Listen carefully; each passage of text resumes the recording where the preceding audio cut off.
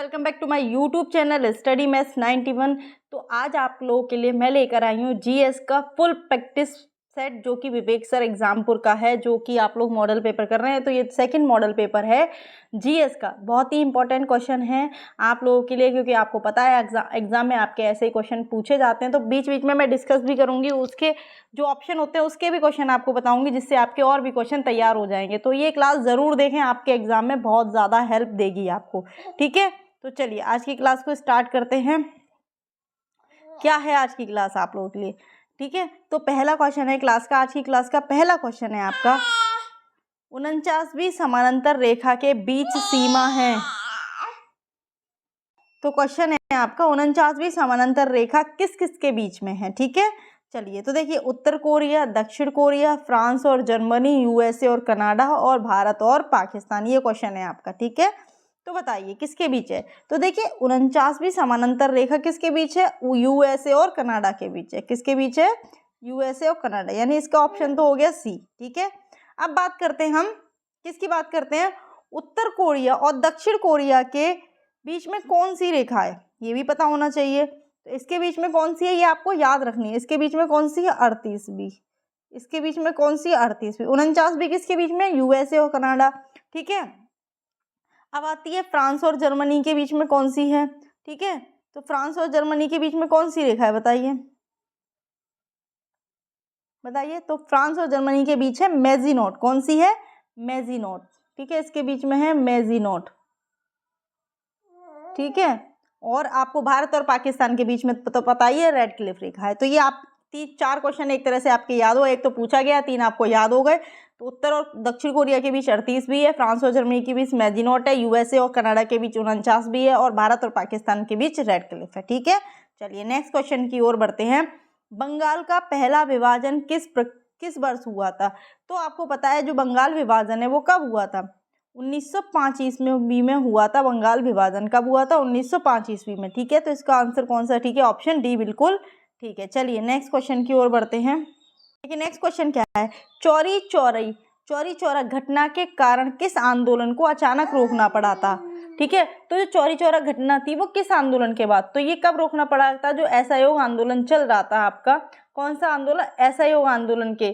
ठीक है, तो चौरी चौरा जब घटना हुई थी उसके बाद, असहयोग आंदोलन के बाद इसको अचानक से रोकना पड़ गया था। ठीक है, तो इसका आंसर कौन सा हो जाएगा? सी। ठीक है, अब मुझे आप कमेंट में आंसर देंगे भारत छोड़ो आंदोलन कब हुआ था। ठीक है, ठीक है, इसका आप मुझे कमेंट में आंसर देंगे। चलिए नेक्स्ट क्वेश्चन, महावीर तीर्थंकरों में अंतिम 3 तीर्थंकर माने जाते हैं। तो बताइए कौन माने जाते हैं, बताइए कौन से माने जाते हैं, कौन से नंबर के हैं, कौन से माने जाते हैं? ये माने जाते हैं आपके 24वें तीर्थंकर। कौन से? 24वें। अगर मैं बात करूं 23वें कौन से हैं, तो ये भी आपको पता चलना चाहिए। 23वें कौन से हैं? तो ये है पार्श्वनाथ। 23वें कौन से हैं? पार्श्वनाथ। और फर्स्ट कौन से है? ऋषभदेव। ये भी आपको पता होना चाहिए। ठीक है, चलिए आगे बढ़ते हैं। काकोरी ट्रेन डकैती 1925 किसके द्वारा आयोजित की गई थी? तो बताइए काकोरी ट्रेन डकैती किसके द्वारा आयोजित की गई थी? ठीक है, बताइए आंसर दीजिए इसका। तो ये किसके द्वारा? स्वराज पार्टी, भारतीय राष्ट्रीय कांग्रेस, अनुशीलन समिति, या फिर हिंदुस्तान रिपब्लिकन। तो किसके द्वारा की गई थी? हिंदुस्तान रिपब्लिकन एसोसिएशन, यानी कि आपका डी आंसर इसका। ठीक है, देखिए इसके बारे में क्या जानते हैं। ठीक है, काकोरी ट्रेन डकैती लखनऊ में काकोरी एक जगह है, वहां पर हुई थी, 1925 में हुई थी ये, है ना। और किसने इसको अंजाम दिया था? चंद्रशेखर आजाद, रामप्रसाद बिस्मिल और अशफाक उल्लाह खान। ठीक है, इन लोगों ने इसको अंजाम दिया था। ठीक है, और इसके बाद हुआ क्या था? 30 लोगों को जेल में भी डाल दिया गया था। कितने लोगों को? 30 लोगों को इसमें जेल में भी डाल दिया गया था। तो ये भी आपको याद रखना है। ठीक है, चलिए आगे बढ़ते हैं नेक्स्ट क्वेश्चन की ओर। तो नेक्स्ट क्वेश्चन है आपका, बेहत किसकी मुद्रा है? जो बेहत है वो किसकी मुद्रा है? ठीक है, बताइए बेहत किसकी मुद्रा है? तो आंसर क्या होगा इसकी? तो बेहत है आपकी किसकी? थाईलैंड की मुद्रा। कहाँ की मुद्रा है? थाईलैंड की। अच्छा बताइए तंजानिया की मुद्रा क्या होगी? तो तंजानिया की मुद्रा क्या होगी? शिलिंग। तंजानिया की मुद्रा क्या होगी? शिलिंग होगी। क्या होगी? शिलिंग। ठीक है, और तजाकिस्तान की मुद्रा क्या होगी? तो तजाकिस्तानी सोमोनी। ठीक है, तजाकिस्तानी सोमोनी इसकी मुद्रा होगी। तो ये भी आपको याद रखना है। ठीक है, चलिए आगे बढ़ते हैं। अंतर्राष्ट्रीय योग दिवस किस दिन मनाया जाता है? अभी निकल के गया, आप लोगों को पता होगा कब मनाया जाता है। तो ये आपका 21 जून को मनाया जाता है, सबको पता है। अंतर्राष्ट्रीय योग दिवस कब मनाया जाता है? 21 जून को मनाया गया। और ये आपको कमेंट बॉक्स में बताना है कि इस वर्ष की थीम क्या थी। क्या थी? थीम बतानी है आपको, थीम क्या थी। ठीक है, इस वर्ष की थीम क्या थी। चलिए आगे बढ़ते हैं। 1975 में पहली बार आयोजित विश्व हिंदी सम्मेलन WHC की पहली वर्षगांठ को चिन्हित करने के लिए प्रति वर्ष कौन सा दिन विश्व हिंदी, देखो डायरेक्ट क्वेश्चन नहीं पूछा, घुमा फिरा के पूछा है, विश्व हिंदी दिवस के रूप में मनाया जाता है। तो कौन सा मनाया जाता है? तो देखिए ये कब मनाया जाता है, ये छुप गया ऑप्शन। तो ये मनाया जाता है 10 जनवरी को। कब मनाया जाता है? 10 जनवरी को विश्व हिंदी दिवस। ठीक है, विश्व हिंदी दिवस मनाया जाता है। ठीक है, तो समझ में आ गया। चलिए आगे बढ़ते हैं। किसने भारत की आत्मकथा लिखी थी? किसने भारत की आत्मकथा लिखी थी? महात्मा गांधी, नीरद सी चौधरी, सलमान रुश्दी या R.A. नारायण? R.K. नारायण किसने लिखी थी? तो बताइए किसने लिखी थी? तो ये लिखी थी आपके नीरद सी चौधरी ने, यानी ऑप्शन बी ठीक है। ठीक है, किसने लिखी थी? नीरद सी चौधरी ने। ठीक है, चलिए आगे बढ़ते हैं। नेक्स्ट क्वेश्चन है द वाइट टाइगर नामक उपन्यास के लेखक कौन है? द वाइट टाइगर नामक उपन्यास के लेखक कौन है? खुशवंत सिंह, चेतन भगत सिंह, विक्रम सेठ या अरविंद अडिगा? तो कौन है? इसका आंसर है आपका डी, अरविंद अडिगा। कौन है? अरविंद अडिगा। ठीक है, चलिए आगे बढ़ते हैं। भारतीय रेलवे के 17वां जोन का नाम से कौन सा जोन है? ठीक है, तो बताइए कौन सा है? कोलकाता मेट्रो, पूर्व मध्य रेलवे, कोंकण रेलवे या दिल्ली मेट्रो? तो कौन सा है ये? तो ये है आपका कोलकाता मेट्रो। कौन सा है? कोलकाता मेट्रो। ठीक है, ऑप्शन ए बिल्कुल ठीक है। चलिए नेक्स्ट, इनमें से खरीफ की फसल कौन सी है? बताइए इसमें से खरीफ की फसल कौन सी है? तो पहले तो आपको खरीफ की फसल पता होनी चाहिए। तो खरीफ की फसल कौन कौन सी होती हैं? खरीफ की फसल होती है, देखिए धान, चावल, मक्का, बाजरा, मूंगफली, गन्ना, सोयाबीन, ठीक है, उड़द वगैरह। तो इसमें आंसर क्या हो जाएगा? आपका आंसर हो जाएगा बी। खरीफ की फसल कौन सी है? बाजरा, यानी कि बी ऑप्शन बिल्कुल ठीक है। ठीक है, और जो गेहूं वगैरह ये कौन सी फसल होती है? ये रबी की फसल होती है। ठीक है, चलिए आगे बढ़ते हैं। देखिए स्थानांतरित कृषि का अन्य नाम क्या है? तो ये आपने देखा होगा अलग अलग जगह पे इसको अलग अलग नाम से जाना जाता है, और ये बहुत बार क्वेश्चन पूछा जाता है एग्जाम में। तो इसका आंसर क्या होगा? इसका आंसर हो जाएगा झूम कृषि। ठीक है, स्थानांतरित कृषि को क्या कहते हैं? झूम कृषि कहते हैं। तो इसका ऑप्शन बी सही हो जाएगा। ठीक है, चलिए आगे बढ़ते हैं। नेक्स्ट क्वेश्चन है आपका, मैत्री और दक्षिण गंगोत्री नामक अनुसंधान केंद्र कहाँ स्थित है? देखिए मैत्री और दक्षिण गंगोत्री बहुत ही इंपॉर्टेंट है। तो कहाँ स्थित है? अंटार्कटिका, उत्तरी अमेरिका, दक्षिणी अमेरिका या ओशिनिया? ठीक है, तो ये कहाँ पर स्थित है? ये आपका स्थित है अंटार्कटिका में। कहाँ पर? अंटार्कटिका में। ऑप्शन ए बिल्कुल ठीक है इसका। ठीक है, चलिए आगे बढ़ते हैं। क्वेश्चन है आपका, भारत में पर्वतीय वनों में किस प्रकार के पेड़ पाए जाते हैं? जो भारत में पर्वतीय वन होते हैं उसमें किस प्रकार के पेड़ पाए जाते हैं? चीड़ के पेड़, सून का पेड़, मैपल या नागफनी? तो कैसे पाए जाते हैं? ये पाए जाते हैं आपके चीड़ के पेड़। कैसे? पाइन। ठीक है, पर्वतीय वनों पर। ठीक है, नेक्स्ट है, जल में घुलनशील भस्म क्या कहलाता है? आपका नेक्स्ट क्वेश्चन क्या है? जल में घुलनशील भस्म क्या कहलाता है? तो बताइए, आंसर दीजिए इसका। तो क्या कहलाता है ये आपका? ये कहलाता है आपका क्षार, एल्कली। क्या कहलाता है? क्षार। ठीक है, तो ये कैसे? क्योंकि इसका जो pH होता है वो 7.0 से अधिक होता है, इसलिए क्या होता है? क्षार कहलाता है। ठीक है, इतना याद रखेंगे। अच्छा, क्षार होता क्या है? क्षार ये पूछा जाता है, क्षार किसका रंग बदल देता है? कौन से रंग को बदल देता है? तो देखिए क्षार क्या होता है? क्षार जो आपका लाल रंग का पात्र होता है उसे बदलकर नीला कर देता है, यानी लाल को क्या कर देता है? नीला कर देता है। ये भी आपको पता होना चाहिए, लाल को नीला कर देता है। ठीक है, चलिए आगे। सोने के लैटिन का नाम क्या है?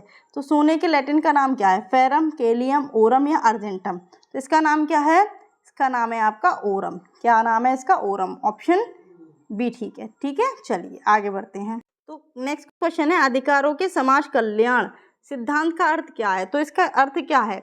अधिकार न्यायसंगत और सकारात्मक स्थितियां हैं, अधिकार इतिहास के उत्पाद हैं और ऐतिहासिक विकास का परिणाम है, या अधिकार समाज द्वारा बनाए जाते हैं और सामाजिक कल्याण को साकार करने के उद्देश्य से होते हैं, और ऑप्शन डी तो है ही नहीं। तो इसका क्या आंसर है? इसका आंसर है ऑप्शन सी, अधिकार समाज द्वारा बनाए जाते हैं और सामाजिक कल्याण को साकार करने के उद्देश्य से ही होते हैं। ठीक है, तो याद रखिएगा। चलिए नेक्स्ट क्वेश्चन है, फिशिंग का एक रूप क्या है? फिशिंग का एक रूप क्या है बताइए। तो इसका आंसर क्या होगा? फिशिंग का एक रूप होता है स्पैमिंग। ठीक है, क्या होता है? स्पैमिंग। क्या होता है? स्पैमिंग। तो ऑप्शन ए बिल्कुल ठीक है। चलिए नेक्स्ट क्वेश्चन की ओर बढ़ते हैं। नेक्स्ट क्वेश्चन है, फेसबुक की स्थापना किस वर्ष हुई थी? अब बताइए, फेसबुक की स्थापना कब हुई थी? 2002 में, 2003 में, 2004 में या 2005 में? तो ये कब हुई थी? ये हुई थी 2004 में। किसने की थी फेसबुक की स्थापना? मार्क जुकरबर्ग ने की थी फेसबुक की स्थापना 2004 में। ये आपको याद रखना है। ठीक है, चलिए नेक्स्ट क्वेश्चन है, भारतीय नौसेना और बांग्लादेश नौसेना के बीच द्विपक्षीय अभ्यास बोंगो सागर 23 कहाँ आयोजित हुआ था? तो बताइए कहाँ हुआ था? विशाखापट्टनम, कोच्चि, चेन्नई या कोई नहीं? तो कहाँ हुआ था ये हुआ था विशाखापट्टनम में। ऑप्शन ए ठीक है। कहाँ हुआ था? विशाखापट्टनम में। ठीक है, इतना याद रखिएगा, इंपॉर्टेंट क्वेश्चन है। चलिए नेक्स्ट क्वेश्चन है, चर्चा में रही घर घर औषधि योजना किस राज्य की पहल है? कौन सी योजना? घर घर औषधि योजना। तो किस राज्य की है? हरियाणा की, राजस्थान की, मध्य प्रदेश की या फिर उत्तर प्रदेश की? तो ये कहाँ की है? राजस्थान की योजना है। ठीक है, कहाँ की योजना है? राजस्थान की। तो ऑप्शन बी बिल्कुल ठीक है, इसका ऑप्शन बी बिल्कुल ठीक है। ठीक है, चलिए नेक्स्ट क्वेश्चन है, कुंभ मेला किस शहर में आयोजित नहीं किया जा सकता? यानी कहाँ आयोजित नहीं किया जाता है? तो देखो, आपको पता है कुंभ मेला 4 जगह लगता है। हरिद्वार में लगता है, प्रयागराज में लगता है, नासिक में लगता है। कहाँ नहीं लगता? वाराणसी में। तो इसका आंसर क्या हो जाएगा? सी, वाराणसी में कुंभ के मेला आयोजित नहीं किया जाता है। कहाँ कहाँ किया जाता है? हरिद्वार, प्रयागराज, नासिक। ठीक है, चलिए नेक्स्ट क्वेश्चन है, केंद्रीय रक्षा मंत्रालय ने 6 डोर्नियर 228 विमानों की खरीद के लिए निम्न में से किस संस्था के साथ रक्षा सौदा किया है? किसके साथ किया है? HAL के लिए, BHEL के लिए, भेल के लिए, BEL के लिए, DRDO? तो किसके साथ किया है? ये किया है HAL के साथ। किसके साथ किया है? HAL के साथ। ठीक है, नेक्स्ट क्वेश्चन है आपका। नेक्स्ट क्वेश्चन है, मेला, देखिए, मेला और संबंधित स्थान के संबंध में निम्नलिखित से कौन सा युग्म सही सुमेलित नहीं है? तो बताइए कौन सा है? मकनपुर मेला फर्रुखाबाद में, ये सही है या नहीं है? ठीक है, गोला गोकर्णनाथ मेला खीरी में, श्रावणी एवं जन्माष्टमी मेला मथुरा में और नैमिषारण्य मेला बाराबंकी में। तो देखिए, मकनपुर मेला फर्रुखाबाद में लगता है, बिल्कुल ठीक है। गोला गोकर्णनाथ लखीमपुर में लगता है, ये भी बिल्कुल ठीक है। श्रावणी जन्माष्टमी ये मथुरा में लगता है। कौन सा गलत है? नैमिषारण्य मेला। तो ये कहाँ लगता है? ये सीतापुर में लगता है। कहाँ लगता है? सीतापुर में। ठीक है, तो ये आपको पता होना चाहिए। चलिए आगे बढ़ते हैं। क्वेश्चन है आपका, उत्तर प्रदेश में पुलिस थाने का कार्यालय रिकॉर्ड कीपर और लेखपाल कौन होता है? तो कौन होता है? द्वितीय अधिकारी, थाना प्रभारी, हेड कांस्टेबल या कांस्टेबल? तो कौन होता है ये होता है आपका हेड कांस्टेबल। कल क्वेश्चन क्या था? सबसे उच्च अधिकारी कौन होता है? तो इस तरह के क्वेश्चन पुलिस से रिलेटेड बनते हैं, तो आपको वो मैंने एक क्लास भी कराई है, तो वहाँ जाके आप देख सकते हैं कौन क्या करता है। ठीक है, चलिए आगे करते हैं। नेक्स्ट क्वेश्चन है, फसलों के लिए निम्नलिखित में से कौन सा नियम न्यूनतम समर्थन मूल्य की अनुशंसा करता है? तो बताइए क्या होगा इसका आंसर? पॉलिसी, नाबार्ड, CACP या FCI? तो कौन करता है? करता है CACP। ठीक है, तो इसका आंसर हो जाएगा बी। चलिए आगे बढ़ते हैं। क्वेश्चन है आपका, भारत के GST प्रणाली में प्रचलित अधिकतम दर कौन सी है? तो कौन सी है बताइए? 12%, 18%, 20% या 28%? कल क्वेश्चन था कि कितनी दरें होती हैं, कितनी बताई थी? 4। तो सबसे अधिकतम दर कौन सी होती है? 28%। सबसे अधिक कौन सी होती है? 28%। ठीक है, ऑप्शन डी बिल्कुल ठीक है। चलिए नेक्स्ट क्वेश्चन।